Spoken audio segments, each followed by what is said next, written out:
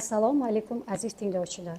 Bugungi mavzuyimiz qorindagi yog'ga bag'ishlangan. Qorindagi yog' baland arterial qon bosimi, qonni quyuqlashtiradigan qondagi baland qand miqdori va yana bitta xolesterinning triglitseridlar ko'rsatkichlarining baland bo'lishi bu tibbiyotda metabolik sindrom deb ataladi. Metabolik sindrom degani bu modda almashuvining buzilishi degani va tibbiyotda bu smertelniy kvartet deb ataladi. Chunki buning har bir to'rtta ko'rinishning har biri o'zi sog'lik uchun juda xavfli. Qorindagi yog' kam, arterial qon bosimini baland ko'rsatkichlari ham, qand miqdorining balandligi qandli diabetga olib keladigan va yurak qon tomir kasalliklarini ateroskleroz bilan qoplab insult va infarktga olib keladigan xolesterinning baland ko'rsatkichlari bu agar hammasi to'rttasi bitta odamda kuzatilsa bu judayam xavfli belgi hisoblanadi. Chunki qandli diabet, insult va infarktlar juda tezda sizda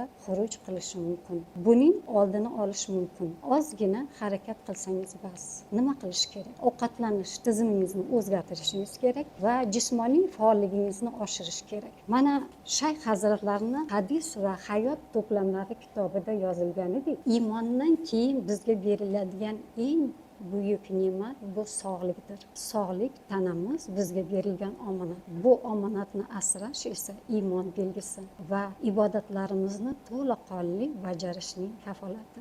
Ozgina mablag', ozgina vaqt va ozgina xohish bo'lsa, bu holatlarni dori-darmonsiz ham o'zingiz uy sharoitida bartaraf qilishingiz mumkin. Insultlar, infarktlar, qandli diabet juda og'ir kechadigan dard. Yurakning ishdan chiqishi, miyaning, yurakning ishdan chiqishi va oxir oqibat invalidlikka yoki yomon oqibatga olib keladigan kasalliklar turibdi.